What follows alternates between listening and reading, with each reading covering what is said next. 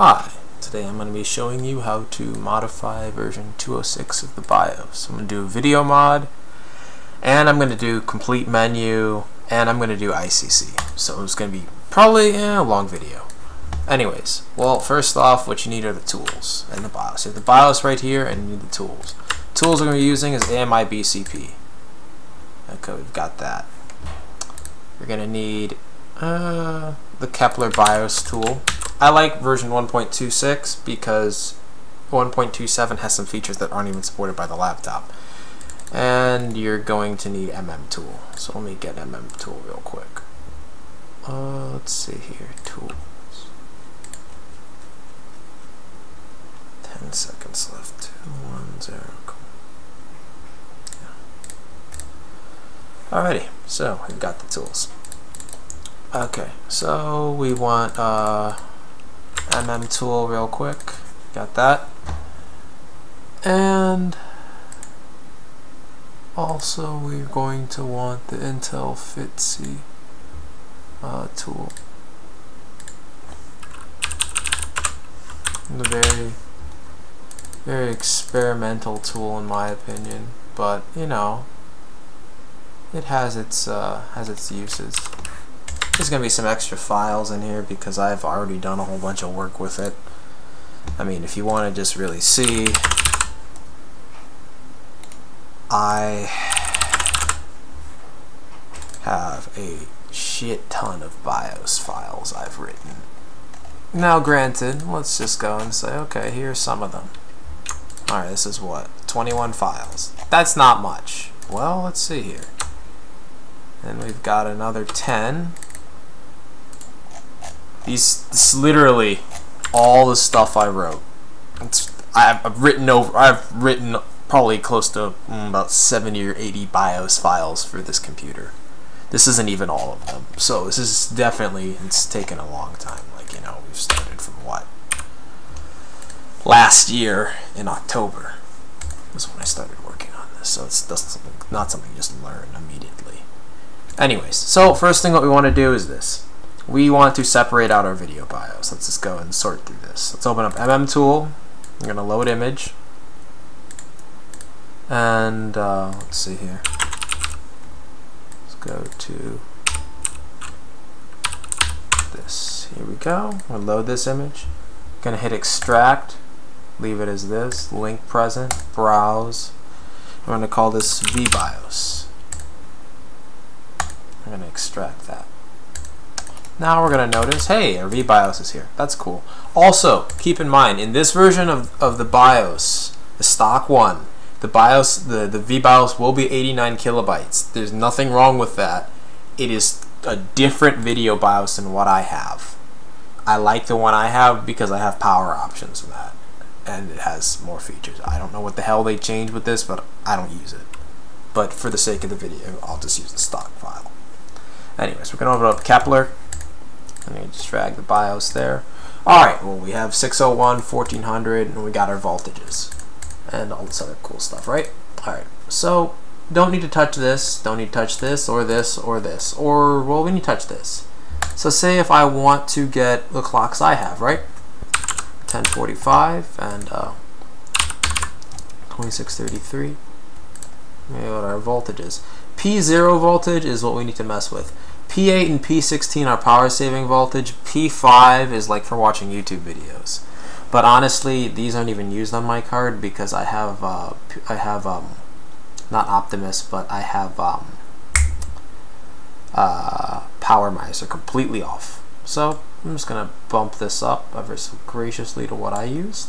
975 millivolts. Here are my settings. I'm gonna hit save. Bam. The BIOS is done. Make sure that's in there. I'm going to go to Kepler again and drag this back in. Bam. 1045, everything. Cool. So we're good. Now I'm going to go back into tool, run that, open up our ROM file. We're going to hit replace.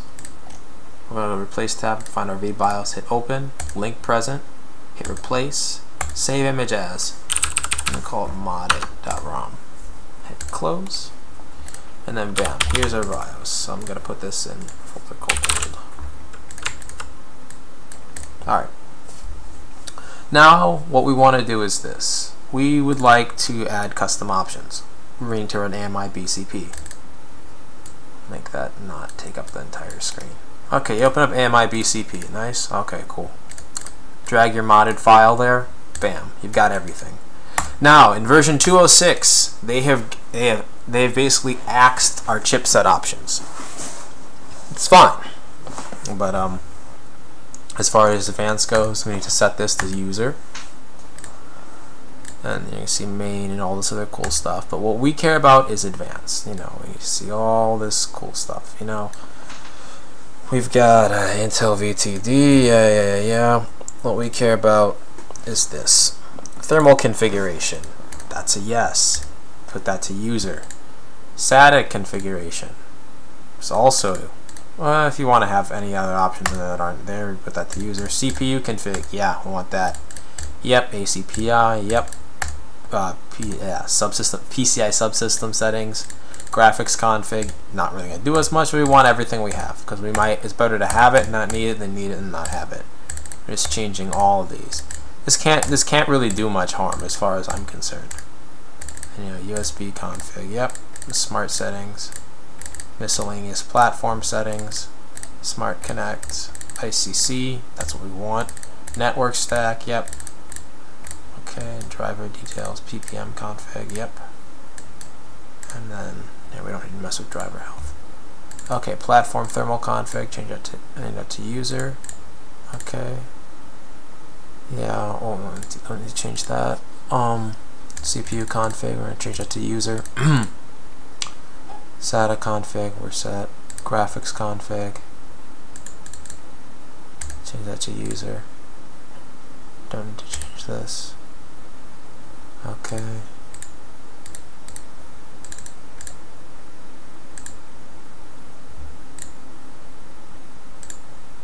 Okay.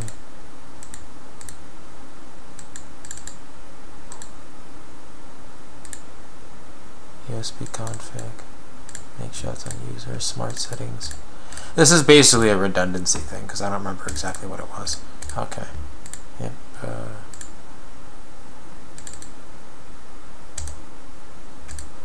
Yeah, this is. See, this is what we care about. This is really helpful.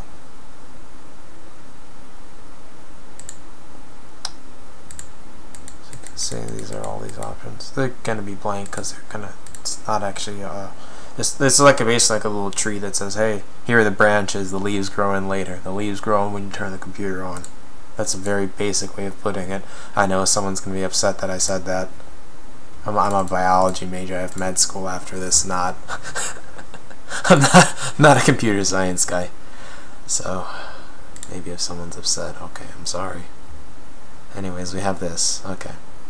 Chipset, I wish, rip, or 40 out for a homie. It's not there. Okay, so cool. We're not going to hit save and exit. I wish it was that simple. Okay, we're going to hit save as, and we're just going to go to save. Saving ROM image. Done. It's going to prompt you to ask you to save it again. You already did save it, believe me. Let's hit no. Now we're going to go back to AMI BCP and show you that I'm not crazy. As you see, bam, our settings are here. That was at default before. Now what we've done is we've unlocked that we've unlocked the video BIOS. We've changed the we've unlocked all the settings in the BIOS, and now what we're going to do is we're going to do something new. We are going to change all the settings in this BIOS to allow us to overclock the CPU from Windows using this program called Intel XTU. So we're going to open up Flash Image Tool, which is, I call it Fitzy, because that sounds cool.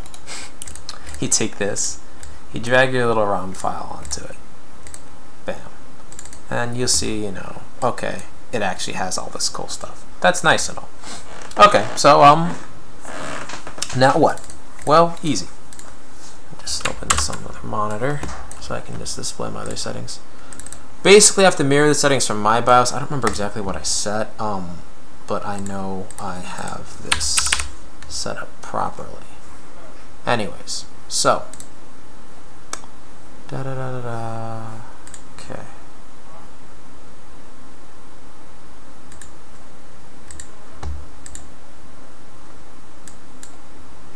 Just gonna grab this real quick. Just drag this into my other Fitzy window, and then I'll be all set.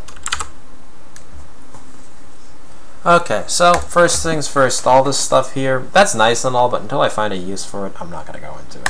What I care about is the ME region. When you flash your BIOS, a lot of times, if you notice in the guide by RipeDub, he basically tells you, you know, this command. He'll be like this. FPTW 64 F whatever ROM or bin, regardless. BIOS. It's a difference. BIOS signifies, you know, 6 megabyte. If you don't do that, that's the 8 megabyte. Just because I have not tried it, and I don't want to try it because I don't want to have to break out the fucking eeprom program or do it all over again.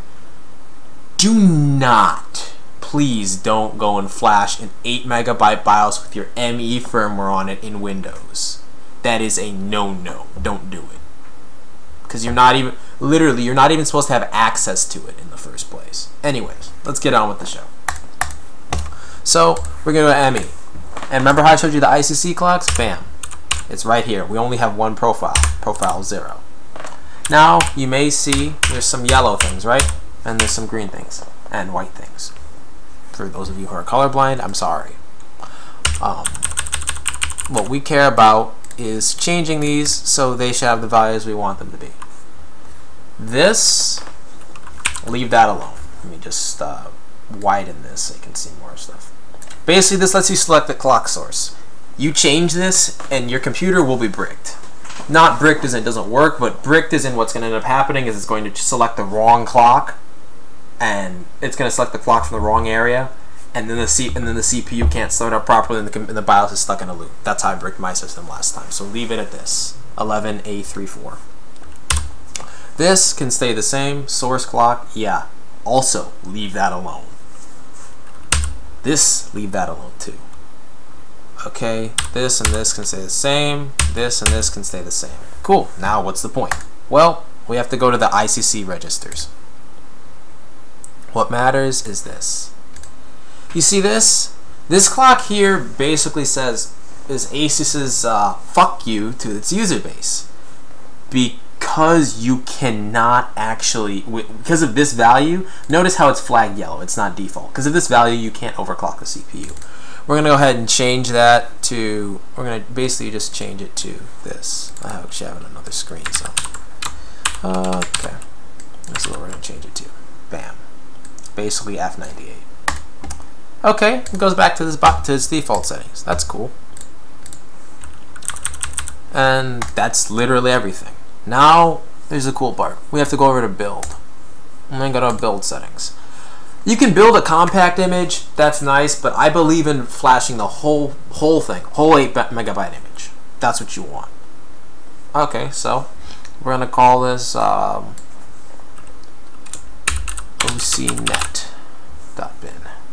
Build compact image will literally just build the what is it, the ME firmware, but we want everything. So okay. And now we're gonna go to build image, or just press F5. Just for the sake of the video, build image. Okay, you see it flash a little bit, and the image is built. And see, yeah, everything's done. Close it. It maps it in an XML file. Don't change anything. Hit no. Okay, now we're gonna go over to Flash Image Tool. Okay, bam. Copy that. ocnet.bin. That's literally the whole BIOS. In this, you've got the VBIOS, you've got the unlocked options, you've got the what is it? And you've got the Intel XTU enabled. So I'm gonna launch XTU real quick. And now what I'm gonna do is, I didn't say I was gonna do this, but I'm gonna show you, for those of you who don't have the tools to get your bootable flash drive, this is bar none the best way to do it. I've been editing video BIOSes for the AMD Radeon cards for a long time, and this is how I've always flashed my BIOSes. I think there's a way to do it in Windows, but you know, like I say, I'm dumb, but I'm not stupid. Flashing BIOSes like that through Windows is stupid. Flashing 6 MB BIOSes through Windows is not dumb, because you know, it's not the ME version, the ME firmware. So I'm going to just plug this little thing into my, what do you call it? This, okay. So yeah, Intel XT. It doesn't really say I have a CPU frequency for some stupid reason. I don't remember what I changed, but you see. Let's see here, system information. Yeah, 2.4 gigahertz, whatever. But you know, manual tuning. Check this out. This used to be grayed out. And close that, and then you see. Have it working. Anyways, so what I'm going to do is I have a flash drive with actual data on it. I am going to, of course,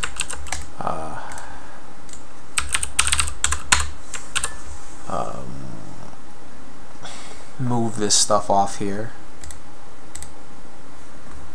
And let's see here. I named it Pingus. I wish I was mature. Anyways, so what we need is a tool called Rufus, which I have included, I think, in my BIOS tools. I did not include Rufus. Okay, well, I'll show you how to get to Rufus. Actually, you know what? I'll just link Rufus, because I have it already downloaded on here anyways. Rufus. Okay, Rufus. No. Okay. Rufus. Here we go. Bam. Here's Rufus. Hit run. Okay, so this is their file. You want to be MBR, FAT32, or FAT. XFAT and NTFS don't work because we're using DOS here. So I'm going to call this OCN. And it's nice. Bootable image using FreeDOS. Leave everything as it is in this video. Hit start. Make sure you don't format another drive, but really this only format flash drives. Hit start. Yep, and hit OK. And make sure quick format is checked, otherwise this will take a very long time as you were doing a low-level format. You know, basically writes everything over with zeros. Okay, close. Now we're going to go to this. Yes, I am amazing at managing my storage on this computer.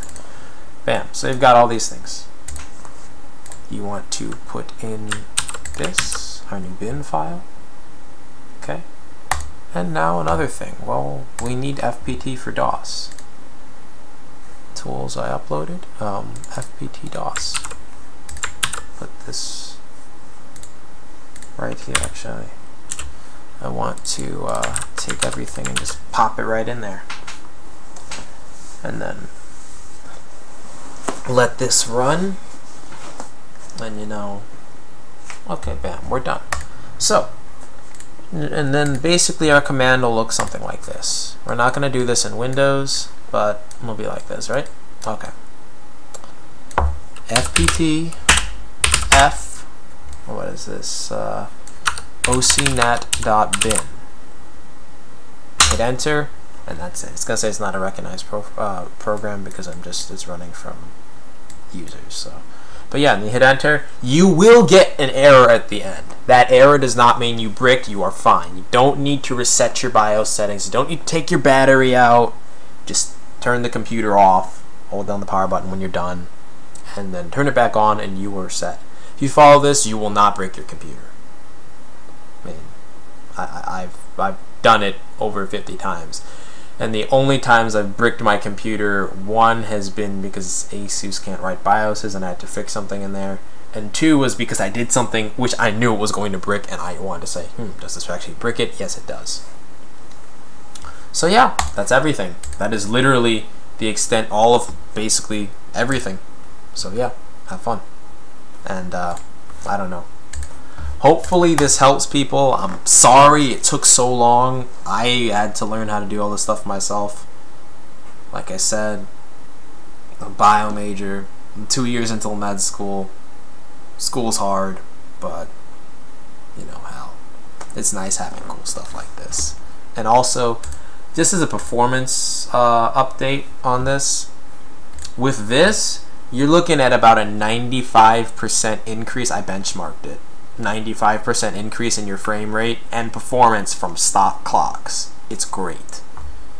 I mean, it's literally like getting a new computer.